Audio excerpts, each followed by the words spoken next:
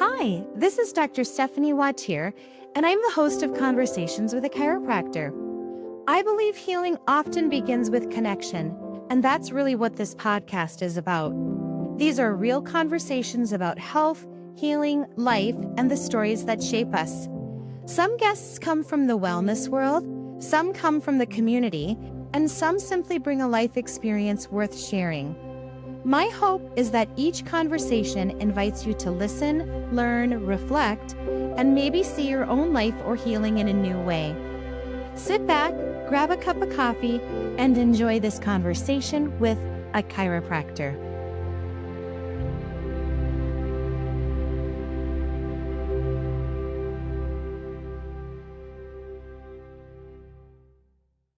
Today on Conversations with a Chiropractor, I am joined by Dr. Henry Ealy.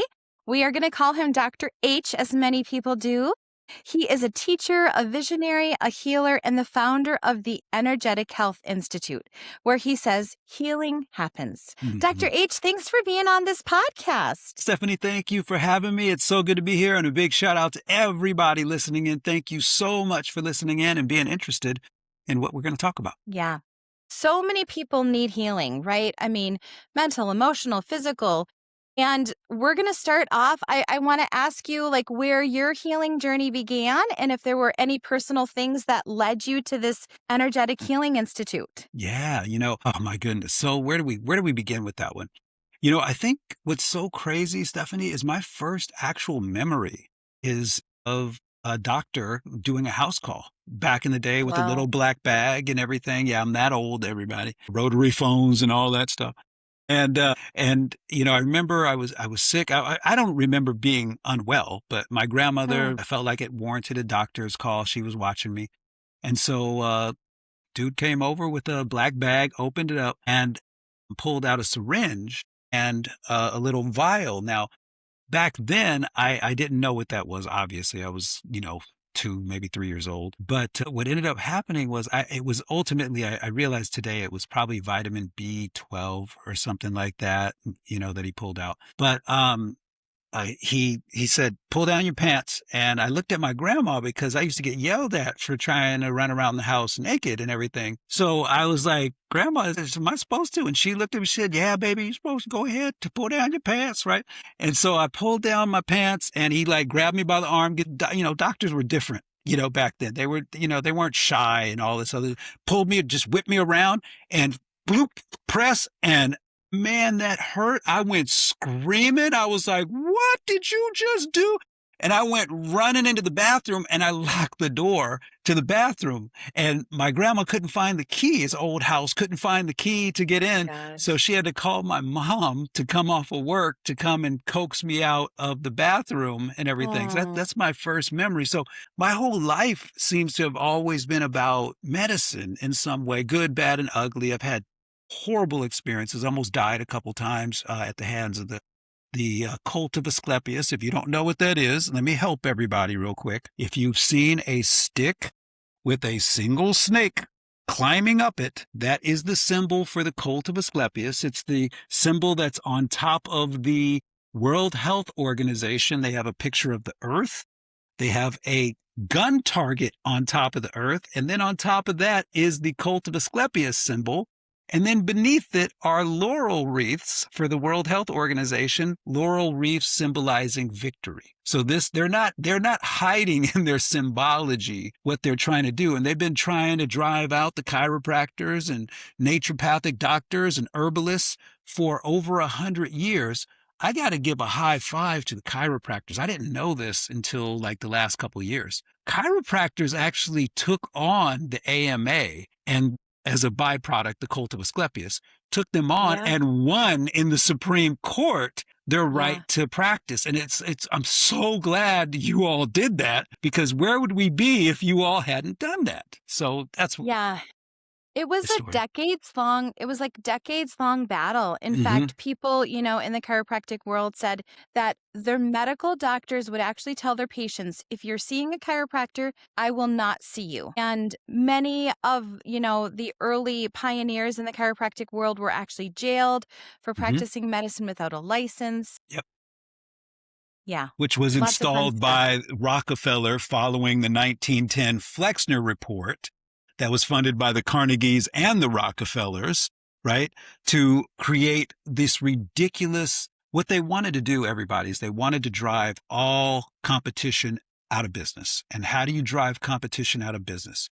You put the doctors that have been around for a while, chiropractors, naturopaths, herbalists, the John Harvey Kellogg's, you put them who've been healing people for their entire careers. You put them in jail. You attack them with ridiculous lawsuits, stuff like that. At the same time, you fund a report, the Flexner Report, 1910, you fund a report that creates this grandiose idea that we're going to model our medical system after the German medical system, all right? And that whole premise, can I tell you, that whole Flexner Report was based upon this book by Bill Roth, all right? The Medical Sciences in the German Universities. You see that right there? Okay. Yes, Yeah, I yes. went and got the book. This is from the 1800s. Okay. Wow. I went and got that book and read it. And Bill Roth was a very famed surgeon. But what was very interesting, he laid out what needed to be taught in the medical universities because they were worried about the Jewish problem. Okay, he was very clear on his stance on how he felt about Jewish people throughout the book. Now, Wow. they put this thing together, Stephanie, where he lays out all the things that need to be taught. And of course, it slants heavily towards studying disease, not health, not the restoration of health, but disease. Now, to his credit, he also had in his curricula, Bill Roth did, things on herbalism, even a little touch of nutrition, not anything that we really need, but at least there's some in terms of amount, but at least there was some reference for it, an understanding that a doctor needs to know these things. Well, Flexner comes in, cites this book. That's why I went and got it. I read the Flexner report and was just like, something's not adding up here. And he kept citing Bill Roth. And so I went and got the book to go and read it. And I'm like, wait a minute, you're bastardizing even what this crazy person was saying. Wow. He makes the argument that we have too many doctors and that it's costing us too much money for too low of outcomes. This is his argument that Flexner makes. And he went to over 400 schools in the United States and in Canada.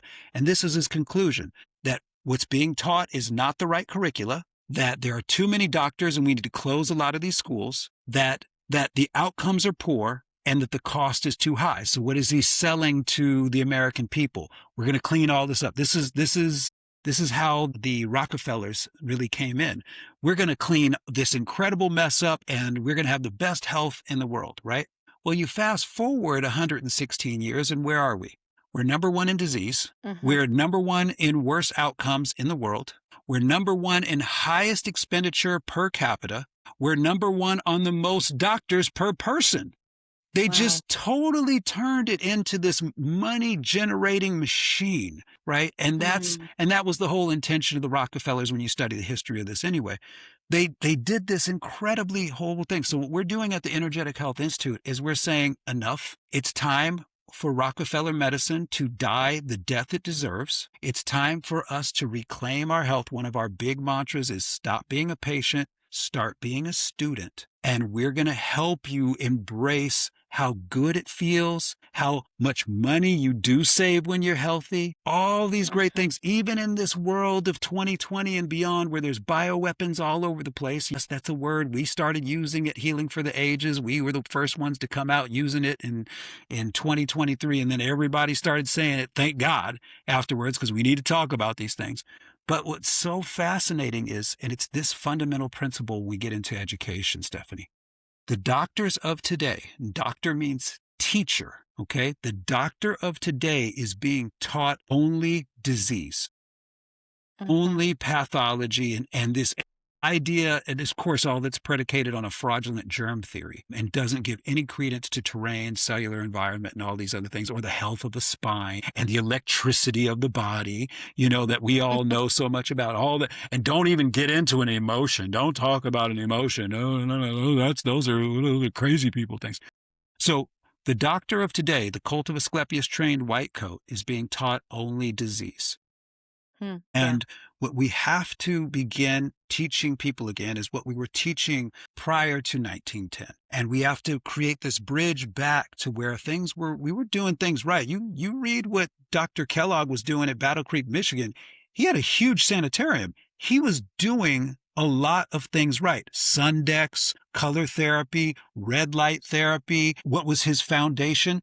Nutrition. So this is where I come in and I say, okay, the doctor of the next 100 years, what is that doctor going to look like? And that's what we're developing at the Energetic Health Institute. Well, the foundation has to be nutrition. Believe me, touch is essential and spinal mobility. All these things are essential. Don't get me wrong. But the foundation has to be nutrition. So let me ask you a question. Yes. The average doctor today, I'm talking white coats, okay? You notice I don't wear white for a reason. So the average white coat, how many hours of nutrition do they get over a 4,500 hour to 4,800 hour education? How many hours of that education are directed to nutrition? What do you think? Oof, I would say that it's probably less than 25 to guess.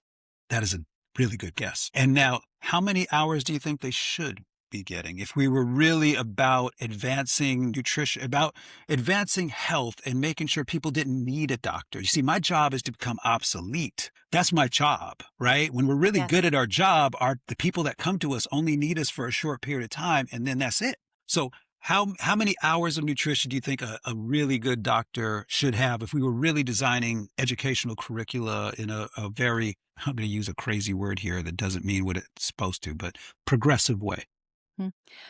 I mean, at least 200 hours, at least. That's such a fair number, right? That's such a good answer, such a fair number. The British Medical Journal published, this is crazy, the British Medical Journal in December of last year published the updated study, because every so many years there's a study on how many hours of nutrition the average doctor is getting, right? And isn't it crazy that they're looking at American schools, but it's published in the British Medical Journal? Isn't that that's a little off, right? That's very interesting. Very interesting. Right, very interesting. So it's up a little bit. It's up just a touch, okay? It's up from 19.6 hours just 10 years ago to 20, I think it was up to 22 to 24 hours, okay? For everybody watching, that's the equivalent of basically a weekend workshop. That's an online day, 2-day course, okay, that somebody's taking. Now, if you, Stephanie, had a surgeon come to you and say that they took a weekend workshop, would you feel comfortable about them operating on you? No, not at all. Not at all. Me neither. And I'm very anti-operation to begin with. I was sucked at the game and I have no desire to somebody be playing around with my funny bone. Okay. But this is the thing that's so crazy in our society. And this is the influence. We see it all the time of Rockefeller and the Flexner Report and the cult of Asclepius. We see it all the time. People think nutrition is so easy. They think it's so easy that you could learn it in a weekend and be an expert at it. They think it's so easy that you could watch a YouTube video or ask somebody who hasn't been trained in nutrition a question and anybody should be able to answer. Right. Well, if that was the case, we would be the healthiest nation in the world. If we knew it that well, that you could ask anybody and you would get the right answer, we would be the healthiest nation in the entire planet, probably the healthiest nation in the history and recorded human history. But the fact of the matter is, we are one of the sickest nations certainly in modern times, but and you could say in all of recorded human history that we know of. Why is that? Because we are poisoning our foods. Glyphosate, right? The Monsanto Roundup spray that was developed during World War II for warfare is now being sprayed over all of our foods. GMO crops. God got it right. I like GOD crops, not GMO crops. Okay, let's keep it simple, right? We are literally allowing invisible people, and I say invisible people because we don't know exactly who it is. Although Bill Gates has come out and put his stamp on it, because of course he puts his stamp on everything evil in the world. I mean, if it's coming out of Bill Gates' mouth, y'all, you really have to question it, not just a little bit. It should be ringing huge alarm bells in your head, like that's wrong. Okay, because that guy is a liar That guy funded Neil Ferguson at the Royal College of London. Neil Ferguson, for those of you who don't know, he came up with the lie of mad cow disease. And that was all Bill Gates funded. It's not an accident that kicking off COVID, the Royal College of London, Neil Ferguson again, was the one who came out with those ridiculous estimates of how many people were going to die from this SARS-CoV-2 virus. And that's what triggered this chain of events globally about everybody shutting down. Please, this is all Bill Gates' fingerprints. He funded the IHME at Washington University. That's a group that claims to be a part of Washington University. But check this out, Stephanie. There's a donor that I was going to donate to the IHME at Washington University. And they said, well, you can't donate to us directly. You have to donate to Washington University. Then Washington University will give us the money that you donate after they take a little bit of payoff money, because the IHME is actually the first NGO, non-governmental organization on American soil. And that's the group, the IHME, for those who don't know. The IHME is the group that put out, remember when the governors were coming out and showing how many people were going to die and why we have to justify. All of those projections were all fraudulent, they were all fraudulent. And they were all coming from the IHME, the Bill Gates funded IHME. He funded the development of the IHME as an NGO with a $374 million grant, okay, issued in two installments. So you have to understand, this dude is bad. This dude is our Abraham Flexner. He's our Rockefeller of our time. He's bad news. He's all about the damn shots. He's all about glyphosate and GMOs and soy.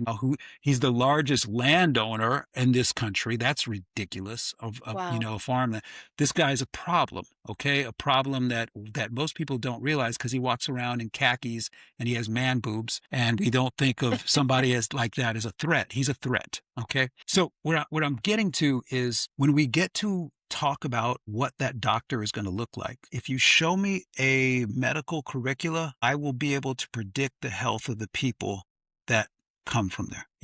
If you show me a medical curricula, I will be able to predict what we are going to see in terms of the population, because the population is always going to go to the doctor to, hey, I need some help.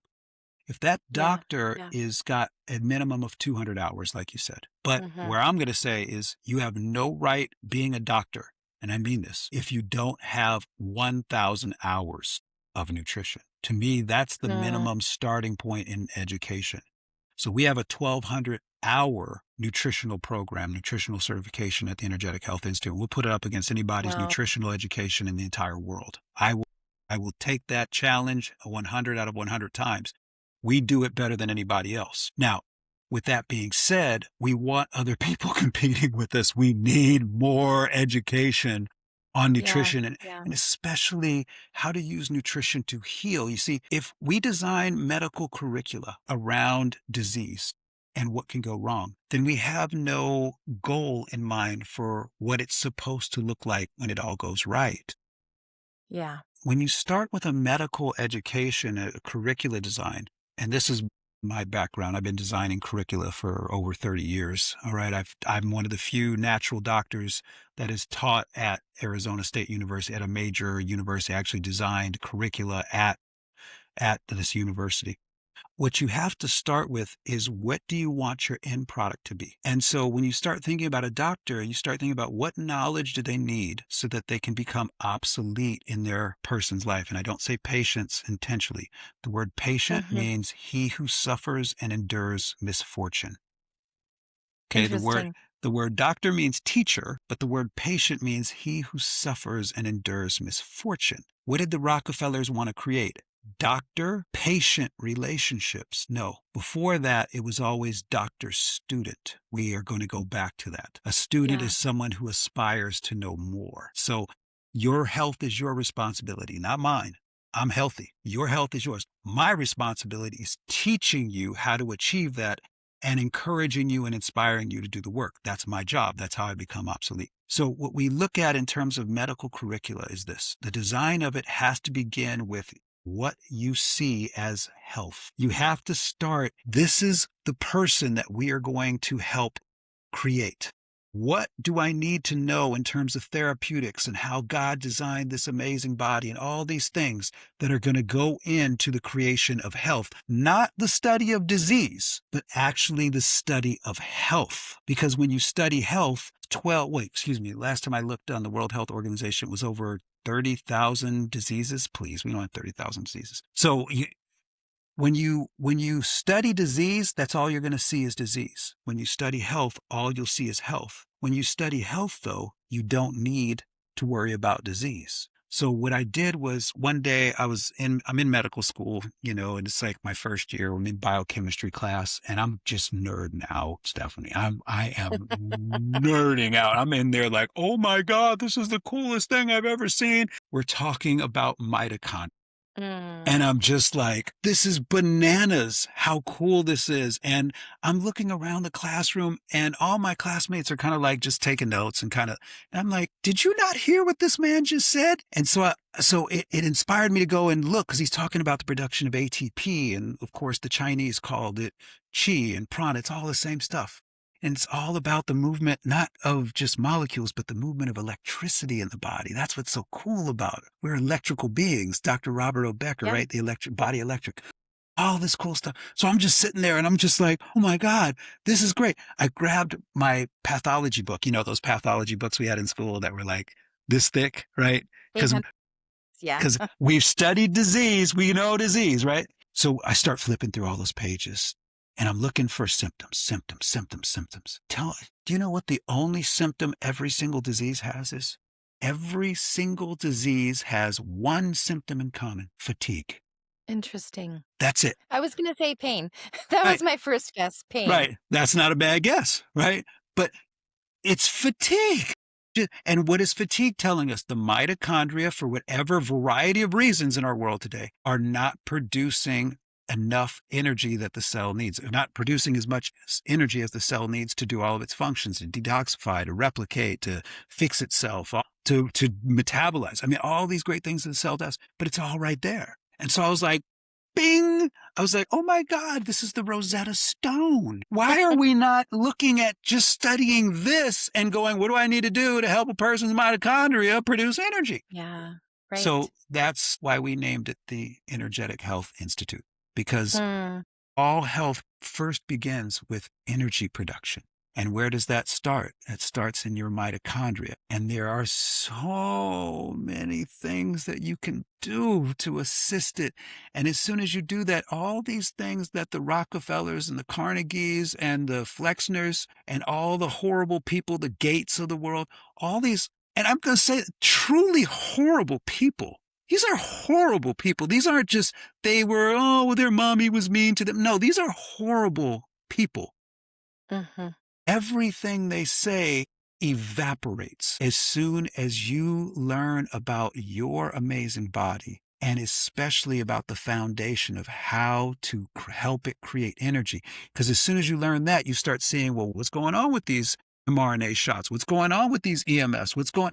And you start learning, what do I need to do to protect my mitochondria and to protect their ability to produce energy? Because if I'm producing energy, there will be no disease.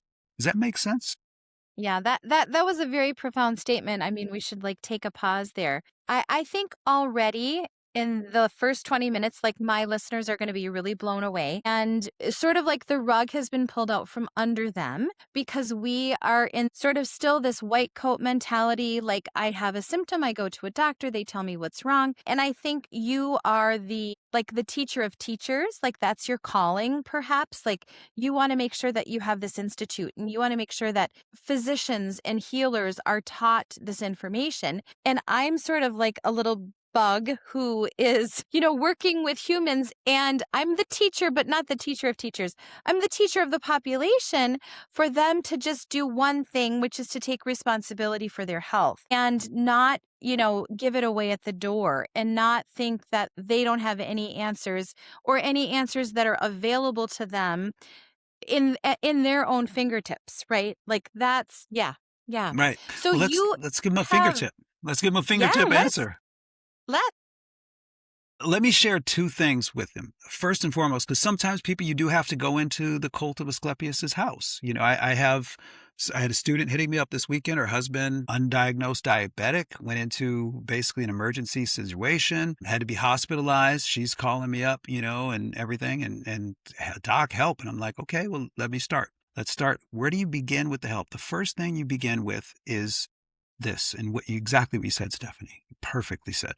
Your health is your responsibility. It's no one else's. That's why this whole nonsense of you have to do this for the collective good is all BS. You are responsible for you. No one more, no one less. In my entire career, I'm almost 30 years at this now, Stephanie.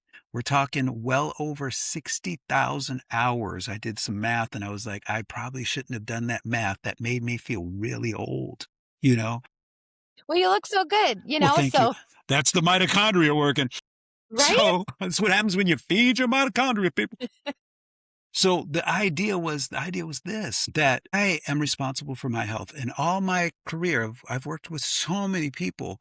I've only healed one person, and I can't even state that with 100% certainty because so many of the body's systems are designed by God to work beautifully well. Blink your eyes, Stephanie. Take a wild guess, and I mean an outlandish guess, at how many biochemical reactions happened throughout your body at that time.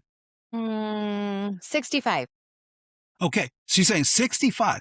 Did you know, Stephanie, and this is a estimate that is probably about 10 times to 100 times under what it actually is. Did you know that in the time it takes you to blink your eye, your body goes through 900,000 trillion biochemical events? Okay. Wow. Wow. Right. That's 1,900,000 times in all the time it took you to do was blink your eye. And that doesn't even count the electricity and the electron flow and stuff. We're talking, folks, we can't comprehend just how amazing these bodies are. And they don't ask for much. This is what I teach my students at the Energetic Health Institute. Your body doesn't need much, but what it needs, it needs. And your job is to learn what it needs and to give it to it. So, for example, one of the key constituents of energy production in the mitochondria, key constituents, something as simple as B complex vitamins. Simple as B complex. I have yet to recommend any approach to healing that did not involve a clean and very potent multivitamin for that reason. Every single person, 30 years, not once have I ever not recommended a multivitamin. I take multivitamins, folks, of course, with food, with organic food, but I take that so that I know my mitochondria have more than they need. And how do I know they have more than me? This is what I love about this stuff. You can just read the body. It's like, oh, well, I'm feeling better. That's great. But did you know, Stephanie, you can just look at your urine.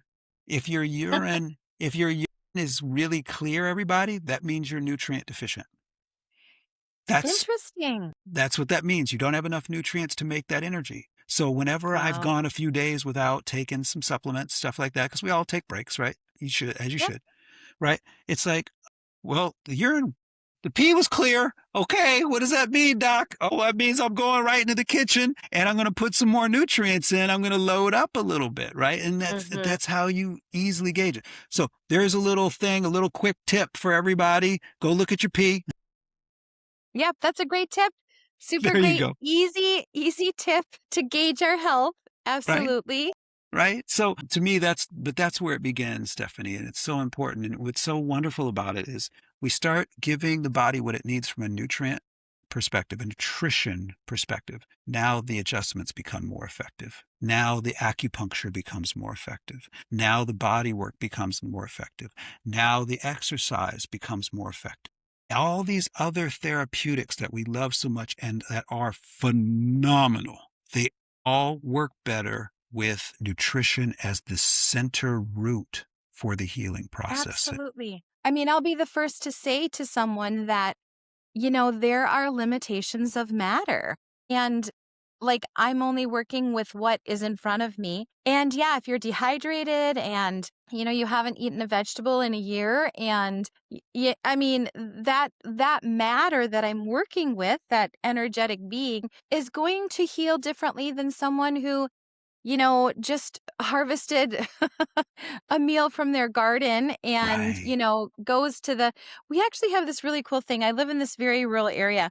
We have this like spring water, like that's in this, like behind a gas station, just free for anybody to go get the spring water. They can just go and, take as much as they want. And it's Right. just always flowing. And Once upon people a are like, time when water was free all the time right. And clean and pure. and I mean, pure. I feel like we have so much to talk about. I don't even like know where to begin, but let's just while we're sort of in the middle of this. So your mission is really to help the healers, to help to educate the healers, and your website is energetichealthinstitute.org. What about just the average person who like maybe they think, you know what, it is time for me to take charge of my health. It's time for me to take responsibility. Where do I begin? Right. Where does that person go for Oh. for help that you can give? Such a good question. And we've been asking ourselves that question at the school because we get emails almost every day about does Dr. H take patients? And first and foremost, no, I'll never take a patient again because I know what the word patient means. But I will always take students. And for the rest of my life, this is what I'm going to be doing. As long as I can do that, you know what I mean? Like I'm going to be I'm going to be taking students. I need people. I'm always looking for students who are natural curiosity, right? And especially with COVID, I think what was so eye-opening for so many people was that they finally realized I'm being lied to. And I need, I was making fun of these natural folks for a while, but these natural folks seem like they sailed through this pretty well. And I don't like what the government did. I don't like what's going on with all this other stuff. And I don't know enough on how to take care of myself. And that's true. It was, health was completely just like civics removed from education and in high school and in grade school for a reason. They don't want you to know what your rights are. They don't want you to know how to take care of yourself. Once upon a time in World War II, we gave tax credits for things called victory gardens. It was expected Yes. for you to grow your own food to be able to share that food if somebody else didn't have enough. It was expected. And we were a Mm-hmm. lot healthier because everybody did have their own garden for the most part. Everybody did grow their own food and they Mm-hmm. supplemented it through farmers markets and of course markets and places like that. But the foundation was what you grew, not what you could go and buy. Right. So for us answering that question, it was like, okay, we're taking people through certifications. So we're creating very high level, nutritionists, high level folks with skills in detoxification and advanced applications of natural medicine, but that's not everybody's jam. Not everybody wants to become a professional. We have a doctorate program we're launching this fall. Not everybody Wow. wants to do all that stuff. Yeah, we're changing the Yeah. face of education. And I said, we are missing the mark here. There are people that need us and we're not creating an opportunity for them to come and work with us, and we have to create that opportunity.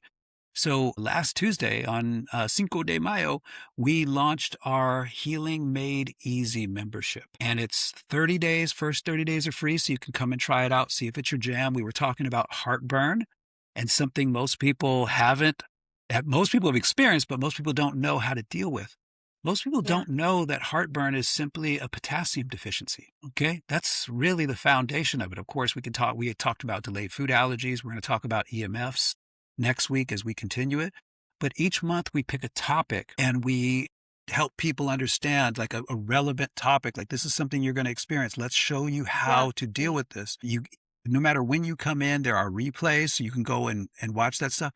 We have Q&A sessions, so you can ask me questions about your health. It's for educational purposes only, but I can give you my thoughts on it. And we teach about herbs. We pick a supplement that we really like and highlight why we like it, stuff like that. We talk about natural therapeutics and how to use them. I'll give you another one for everybody. All right. I love your audience. Let's give one more. When's the best time of your day to use red light therapy, right? Most people don't know the answer to this. Red light therapy activates your parasympathetic rest and digest nervous system. So the best time to use red light therapy would be before going to bed at night, especially if you're experiencing insomnia. So if you do a 30-minute red light session before bed, and then you do what I recommend everybody do, go and sleep on a grounded sleep system, something that I developed to help people deal with EMFs. It just completely eliminates EMFs and your body's experience of EMFs. Then what's going to happen is you're going to get a restorative night's sleep. And that's when your body heals. That's when your immune system is most active, when you're resting. So it sets you up for success on the following day. And it's really simple. But we have a lot of people, and I do this too. I mean, don't get me wrong. I'll use a red light therapy during the day. Like I'll wake up and do a sauna space sauna or something like that.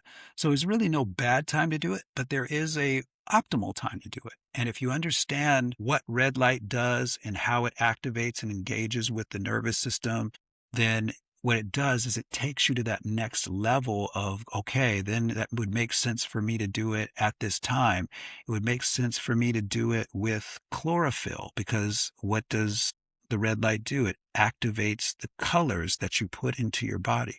And these are the little nuances we teach in the Healing Made Easy membership so that people can come in, get their questions answered, but also learn a new skill every single class that they can immediately use in their home to help take their health to another level. So yeah, you don't need to be this doctorate level student to Mhm. understand it. That's why we called it Healing Made Easy. I love this for so many reasons. And I think that what we as a population, we maybe get like half information or misinformation, and then we don't know what.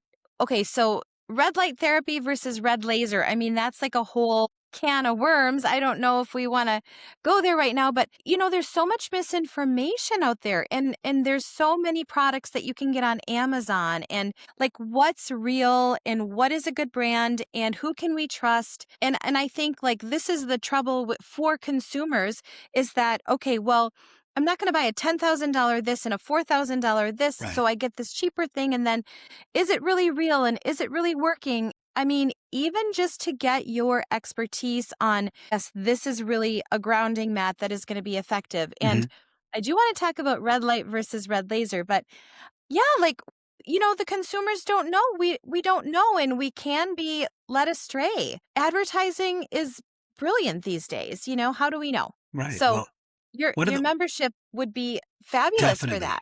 Yeah, definitely. And one of the things that I like to share with everyone is I don't recommend anything that I don't use. And so I go through a very rigorous process of testing. If you looked around my office, I have computers halfway broken down, and I have multimeters and tri-field meters and all these tests and plastic test kits. I'm constantly testing because I want to know that what I'm sharing with my students is the most accurate, most well-researched, best tested that I can do. Mhm. So we spend, oh my God, it's not crazy to say we spend six figures every year on just testing alone Wow. to make sure that I don't care what the marketing says. Give me the product. I know how to break it down. And Yeah. if I don't, I'll go learn. Because when Uh-huh. we make a recommendation for a company, we get into a relationship with that company. We want to be able to have a very proud relationship with them and be like, hey, we know this works. How do I know it worked? Because I tested myself in it. And here's maybe a little adjustment or nuance you need to do with it, but this is how you get the most out of it. So we have actually a Mhm. page on energetichealthinstitute.org that's open to the public, Stephanie, that says literally companies we trust. And I love that. it's filled with companies, all kind of companies, supplement, red light, grounding, water distillers, everything that you could think of. Mm, And as we come across a new company that we like what they're doing, we add them. And if a company violates one of our codes of conduct, we drop them. We've had a couple companies that they started out good and either they sold to another person who lowered the quality or they did something really wonky with a couple of our students, like mm, they mistreated them. I'll drop them in a heartbeat and be like, "No, you're out of here. We owe it to this larger community that we are creating. We're building the new world, you know. We Mm, owe it to each other to build it the right way. We see the dangers of the wrong way of doing things. We see it every single day. yeah. We Yeah. owe it to each other to say, no, there is going to be a safe haven on this planet for us. There is going to be a Hmm. place for people who do not want to go to the hospital. There is going to be a place for people who don't want to get cut, burned, or poisoned and have that called medicine. There's going to be a place for healers who use their hands and who understand the beauty of herbs and understand the beauty of regenerative farming practice. All these, there's so much good in this world. And I want to make sure that at the Energetic Health Institute, we are bringing every bit of good that we can find into a larger collection so that when you come into our family, and we do treat you like family, when you come into our family and you become a part of the Energetic Health Institute, you go, oh my God, all this stuff has already been figured out for me. And all I got to do is the work, because that's something we can't do for you, but we can help create the path so that that Hmm. work is fun, work is felt as health and really enjoyable, and that that work really helps you. And this is very dear to my heart. And if people want to learn a little bit more about me, they can go and get on, it's on Amazon, I know. But it's they can go get the Book of Questions. That's the book I published last year. It's how to transform trauma into strength. That's what the book is about. But I tell stories from my life about when that had to happen, and then I ask questions. So it's called the Book of Questions, and it's by Dr. Hanele. That's my pen name, Henele. But we cover this in the book, this incredible importance that we have to each other and to just doing today's work. Believe me, tomorrow there's going to be work. A year from now, there's going to be work. But if we Yeah. focus on just doing today's work, it becomes doable. It can become fun. And now we set our future generations up for living a life that's different. We're on technology right now. We still use technology, but it doesn't rule my Yes. life. You know what I'm Right. saying? My Yeah. kitchen, what goes on in my refrigerator, I'd say that has a pretty big rule over my life. And that's what, when you do it that way, my God, I can't, Hmm. y'all, I'm going to tell you right now, Stephanie, I'm actually on the second day of a fast. I'm almost 48 hours into a fast right now. Okay. Okay. I'm pretty sentient, right? I'm over 50. I feel like I got my faculties about me pretty good. So clearly I'm doing something right. Okay. Yeah. Yeah. And my my thought process with it is always, we can prove that what we're doing works, and it's fun, and it makes you feel good, and it makes you feel fulfilled inside. Why would you not want to have that experience? Yeah. Especially when your experience is just thumbing on social media. You know, the experience we can Yeah. create together is way better. Okay, way, way better. And I think like some people might say, "My gosh, well, we're just up against so much. Like what's the point, right? I mean, our food is contaminated. There's EMFs, like, my clothing is toxic. Oh, I have to make my own laundry detergent." Like some people might sort of spiral into like feeling like there's just no way that I could do this. But one of the things that I think, from reading about you is that you do bring joy into this. And like you said, we have today's troubles. We don't have to worry about tomorrow. And I love the idea of this membership. Even, I mean, we are all students of our own lives and yeah, have the responsibility to keep learning and keep growing and keep being curious but just one little bite at a time. Yeah, right. How do you eat an elephant? One bite at a time, right? And Yeah. yes, we don't have to kid ourselves, right? There are serious and significant threats to our survival. I mean, I talk about that very openly, but I'm not going to sit here and let that get me into a negative space about it. I mean, sometimes, yeah, I'll be a little negative. Sometimes I'm not going to act like I'm always like, no, I'm not always like this, everybody. But but it doesn't last long, because there's far more good in the world and there's far more promise than there is the darkness. And the darkness will consume itself ultimately if you allow it to, and don't feed into it. So for us, my last 5 years has been all about COVID and learning about all the bioweapons that we can find out about, and how can we sidestep them? So, like, if you heard about fasting during COVID, that started with me. I was the first person to start doing that in 2020. Like, hey, you need to fast. How do I know? Because I had some people come to me in desperate situations and I didn't know what to do. And I said, well, let's just fast and see what the body can do. And it worked. So I started putting that out there. If you heard about the fraud in the data, that came from me. That came from my team. If you heard the Tom Renz case on it, that all came from me. That all came from me looking at the data, because I used to be a data analyst, and going, this is wrong, and having to figure out how they got to that number. And then when you figure out how they got to that number, most people didn't realize all you had to do was sneeze one time, cough one time, and they could call that COVID. Every doctor knows that's preposterous. That's Yeah. absolutely Yeah. preposterous, but that's how you get these numbers going up. That's how they get this fraud going. If you heard about, we do a great job with water purification. Like, I can take pretty much any water and turn it into the most delicious water you have. We have a 3-step process that you can do at home for under $500, and it's a one-time setup, right? Like, that's a doable thing.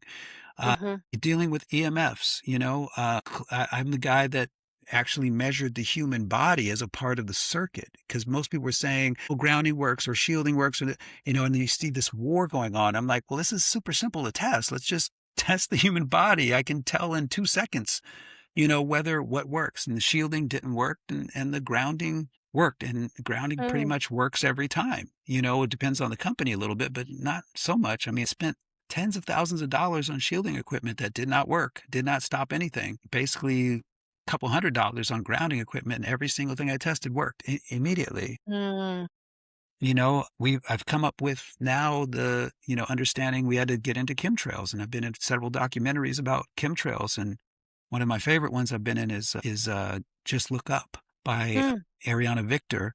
And it was at the Santa Monica Film Festival earlier this year. And it was like, look, I'm one of the few people on this planet that has tested the sweat and the urine on a chemtrail day versus a non-chemtrail. Can I share this with your audience right now? Please do. Okay. Absolutely. Yes. Because it used to be 10 years ago, oh, those are contrails, you're just a conspiracy theorist, all that, right? But now everybody's looking up going, that's a straight cloud, and it's not disappearing. That's a chemtrail, all right? Otherwise known as stratospheric aerosol injection. So if you want to know, has he done his research? Yeah, he's done his research. Okay, so check this out. So we did a sweat test, and this is the one that really blows me away. We did a sweat test on a day after a chemtrail. Okay, and I just rigged a contraption in my sauna and collected all this sweat and worked with doctors' data to put together a really cool test. They designed a test for me. I was really grateful to them for doing it. And it came back that the day after the chemtrail, aluminum was at 2,700 nanograms per gram, which is enormous. Just to give you a comparison, most other things are under 10 when we're talking And this about. was in their sweat This is in my or sweat. in This your is- sweat? Okay. Right. So then we said, okay, I said, okay, now that's one data point that we have a suspicion, but we can't just go out with that. So I said, here's what we're going to do. We're going to wait until there are, till there's no chemtrails for several days. So we waited for 6 days. There were 6 days in a row here, no chemtrails. And I said, let's test that sweat again, right? Did it, collected the sweat. The aluminum was only 281 nanograms per gram. Okay, now that's still super high, but it's nowhere near 2,000. All right, only 281 nanograms per gram. And here's the other thing: the antimony and the where's my other one on here? Barium. The barium was at 96. So these are the things that Dane Wigington's team with the Deming had found was in when they flew into the cloud, into the chemtrail cloud, and collected the sample. What did they find? A lot of aluminum, a little bit of barium, a little bit of strontium. Okay. So we're really concerned about the aluminum and the barium of those two. Can you tell our listeners why those are dangerous for the human Sure. body, or why Abso- that matters? Absolutely. So what do we know about aluminum? We know that aluminum is going to embed itself into cells, especially into the nervous system. That aluminum is going to be implicated in every neurological decline, from Parkinson's to Alzheimer's to ALS. All of those that is aluminum concentrating in the central nervous system and throughout the body. So we know that is a big, big problem. Aluminum is also going to be implicated in a lot of autoimmune diseases, especially things like Hashimoto's thyroiditis and things like that. So we know this. And what does aluminum do? Aluminum actually attracts EMFs. So when they're sending out their signals through their cell towers, if you have a lot of aluminum in your body, it's going to absolutely disrupt your health, because what's being attracted to you is a type of current called alternating current. But your body runs on a different type of electricity. Your body runs on direct current. So it's basically what's being attracted to you disrupts the way that your electricity works in your body. They've done their homework on this. Breathtakingly evil, okay, what they've done. So again, barium, same thing. When do we usually deal with barium? Barium swallows for imaging, right? But these are nano-sized particulates, so they're going to embed in the cell structure, and they're going to be a long-term problem until you chelate, until you sweat, until you do things to get them out. So what I wanted to do was to come up for the people all around the world. I wanted to come up with a strategy to deal with these chemtrails. We got to outlast them. So I wanted to find out two things. How do we get this stuff out? Well, the first thing is, when there was no chemtrails, aluminum dropped by 10 times. So that's a signal. So then we did another follow-up test a day after a chemtrail, and we found that aluminum in the sweat sample was 2,958.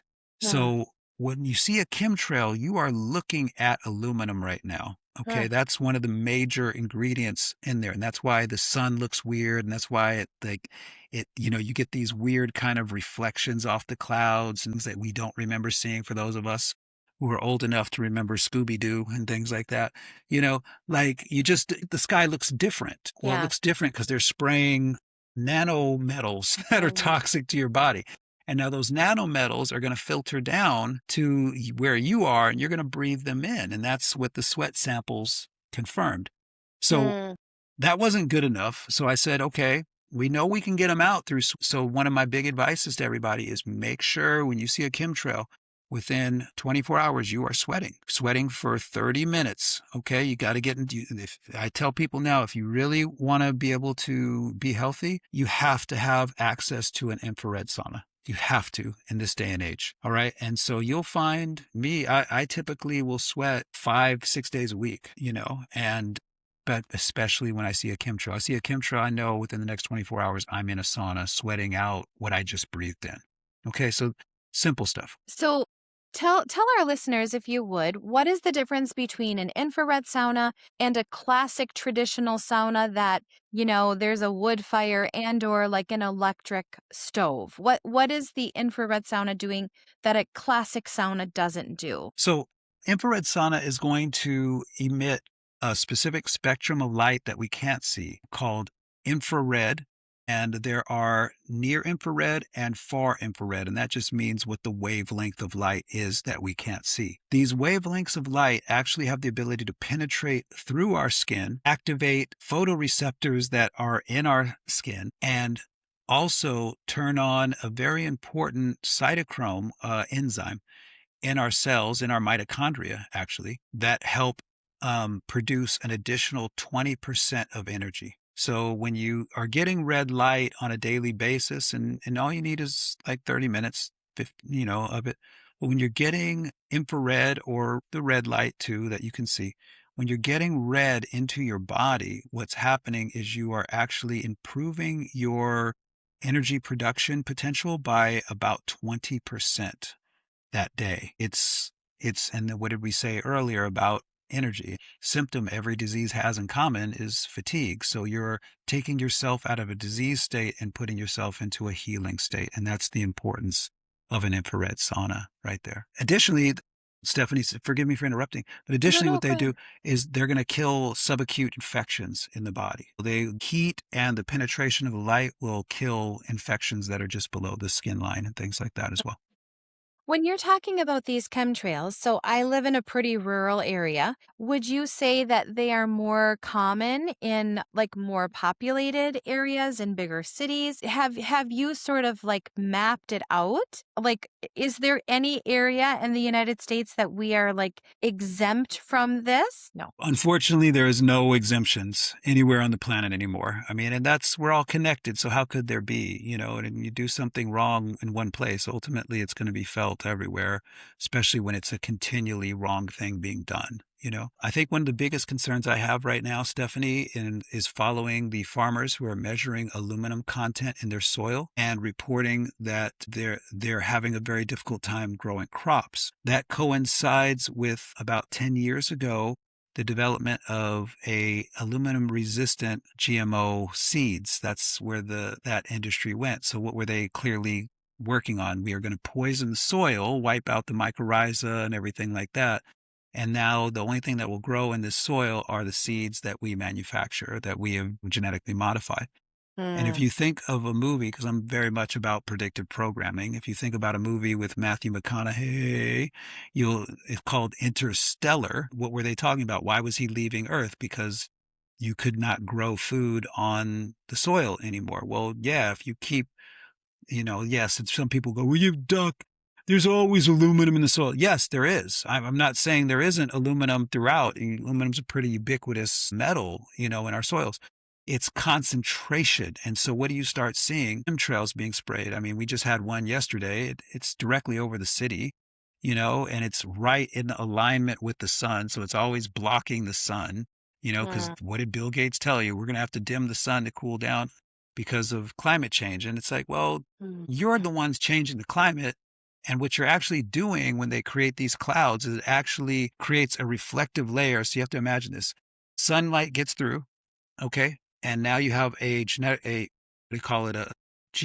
cloud comes in. That cloud is blocking more sunlight coming in, but now there's convective radiation from the ground coming back up. And so if you go to NOAA, NOAA, the government site, they'll show you these graphs of these clouds that they're generating are actually locking more heat in. So when they're talking about global warming, yeah, you bastards are creating that with this, and you're doing it. It's not that it's an accidental whoopsie. It was intended to do this. But then what do they do in the marketing? Oh, it's the car. We need to take away the CO2. Wait a minute. I emit CO2. Yeah, that's what we're saying. We got to get rid of all of you useless eaters and everything, right? Yes. So we did some more testing on this because, you want to be right on, when you come out with something. And it is a small sample size, so it warrants, deeper testing. So we did some testing on urine. And I had another thing that I did where I said, okay, well, I have a theory. We can use minerals at a higher dosing for a short period of time, but at a higher dosing to get these aluminum and this barium and this stuff out of the cell. And so I didn't expect it to work, quite frankly, but I was like, let's try it anyway. Let's test it out anyway. So we did a pre-test and a post-test on aluminum using the mineral chelating agent, and it was really cool. Aluminum excretion in the urine went from just 1.3, and this was micrograms per gram, so 1.3 is the number. After I took the mineral chelating agents, aluminum excretion increased all the way to 6.1. So it increased over 4 times. And I was like, oh, okay, now we got something. So the body is smart enough to know and have a preference for, in this case, we were using boron, for boron instead of aluminum. So if I give the body a lot of boron, then the body will preferentially give up the aluminum that it's contained. So we found a way simply using boron to deal with Parkinson's and Alzheimer's and ALS. And it keeps coming back to the same thing always, Stephanie. It keeps coming back to the environment. If you're living in a polluted environment, you're going to be polluted. If your environment is polluted, your cells are going to have to adapt, to that. And we call that adaptation disease. But that's what the cells are trying to do. They're trying to adapt to a polluted environment. So it takes you back to the beginning. Let's clean up the environment. And then things start working the way they were intended to work. And that's that's the fun in my job is teaching that and then getting all this incredible feedback from our students, student after student after student of, okay, I tried what you said and it worked. I tried what you Yeah. said and it worked. And it's like, yeah, well, when you understand what things do, when the best situation to use them in, how they combine really well, Hmm. how to synergize them, when you start putting those things together, now what happens is it's a foregone conclusion of what's going to occur. And that's why when I go through and I test things on myself first and I test products first, I got to know because if I'm going to say it to a student, I want to be able to stand by it. You know what I mean? Because they're going to go out and say stuff too. And we have to have that level of integrity with everything we do, in my opinion. Absolutely. And I think that, I want to like caution our listeners not to do their own experiments on themselves because we really do need things that are tried and true. And we really do need an expert like yourself. I mean, there are so many people who are like, oh, I'm going to do this cleanse and I'm going to do this. And, are they even constitutionally strong enough? Are they doing more Right. harm than good? Did they buy a product from, who knows where with who knows what in it? All, and I don't want to go off on a tangent, but everybody wants like to sell the next best thing, right? Yep. Oh, I'm going to sell this cleanse and now I'm going to sell a chemtrail cleanse and you really, really, really have to know your source. You really have to do your homework. You really have to do your digging. Don't take things for face value. Don't, trust just because maybe someone famous is Right. promoting a product. Right. I mean, so like this membership that you've been talking about to me seems like an absolute no-brainer because people need a source for correct and concrete and objective information that isn't biased, that isn't, based on greed and based on like selling us something, right? Like we need to know the truth and we need to know that you've shaken it out and turned it upside down and flipped it on its back and tried it on yourself. And you're like, okay, so we figured this out. Right, and this is what we found. We asked Hmm. these questions, this is what we found, Hmm. and I really appreciate you saying that because it's kinda mind-blowing how everybody's in such a rush to put together a supplement. That's the big market, right? And it's like, yeah, I've lent my name to one supplement, I put a supplement together with, Global Healing with Dr. Group called Ultimate Cellular Health, and I only did that because we needed something to deal with, mitochondria being poisoned. And I was like, and the only person I really trust in the supplement world is Dr. Group. So it was just like, okay, I know what they do. I know how they work. I've been to the facilities. I see all the great pains they go through to make sure that it's the highest quality organic raw ingredients coming in and how they treat their employees so well. I mean, the whole nine. Global Healing is, in my opinion, the top of the top, in terms of supplements. So, when we look at all that, it's important to be like, we all got to make money. I'm not going to say that I don't make money. You know what I mean? Hmm. But I we were just having this talk with leadership at the school last week. We will never take a penny for anything we didn't earn. We will never take a penny from somebody who isn't doing things the right way. We will sever those relationships. And to my opinion is that we owe it to everybody who's in this really crazy soup of confusion to be somebody that there is nothing you can do that's going to make me compromise our values or betray the people who are trusting in what we have to say. I got approached by the NIH to come and do some stupid asthma thing, and they were, of course, trying to buy me off. They were tired of me because it came with I had to sign a you won't badmouth your government anymore kind of thing, right? And they were offering me a piece of $300 million pie, and I was like, "You're out of your mind." There's no way I'm taking that. There's no way I'm signing away my First Amendment rights to speak. If you bring me on, you're bringing me on because you want integrity in this. You want the truth in this. You don't bring me on because you're trying to buy me off to silence me, Hmm. from this. Yeah, I'm really good at what I do. And part of that allows me to do what I do is I have a great team of people behind me, an awesome, huge pool of students, and I don't need to be anything other than my best self for them. You know what I'm saying? Yeah. And so it's like, Yeah. that's the world I want to live in, where we have more and more people making those decisions, because then I think we have a shot. Yeah, with integrity and not greed. I mean, Right. that's the corruption. I mean, we could really keep talking. We could talk about so many things, Dr. H, but I'm just so grateful that you have given our listeners so many things to think about, so many things to research, so many things to ponder, and really a solution for educating themselves. And energetichealthinstitute.org is where we can find you.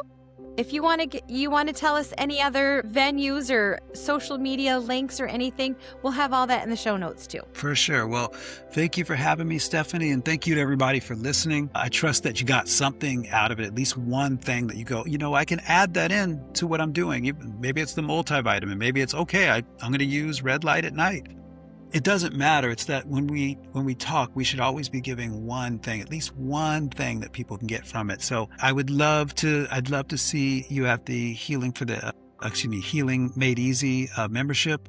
We get together twice a month, Tuesdays, the first and third Tuesday, from 5 Pacific to 6:30 Pacific. And it's a chance for you to ask your questions and get those answers, and I'll always answer as many questions as I can in a night. But I also want to make sure I'm teaching you something new, something that you can use at home right away. Because if we start adding these together, something incredible happens.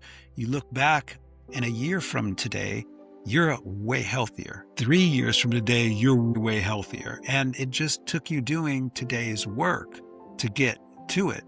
I look back and where I started, I was very sick, Stephanie, when I first got into natural healing. Very sick, very, very much ready to call it a life and take my own life. I was there. So and that's how so many great healers come into this study, because we had to use it for ourselves, first. And now it was so effective. It's like, what do you want to do when you find something that's really awesome? You want to share it with everybody. Be like, here, try this out. I think this is going to be really, really good for you. And so I think as getting your toe in the water with me, Healing Made Easy membership is a great way to do it. The first 30 days are free, so there's no financial commitment. All you got to do is come in and check it out. And we would love to have you. We'd love to host you. And my experience has been, once people hang out with me a little bit and start listening to what we have to teach and what we have to share, they're like, I'm kind of hooked. I think I want to listen to them again, So we'd love to have you. But thank you for giving me this opportunity to speak to your audience. Well, it's been such a pleasure. Such a pleasure, Dr. H. Thanks so much for being on this podcast. Thank you so much for listening. If you've enjoyed this podcast, would you please rate it, review it, like, or subscribe? You can find me on social media at wautierwellness.com, Dr. Stephanie Wautier on Instagram, or Wautier Wellness Chiropractic and Massage on Facebook. And I'm so curious where your next conversation will take you.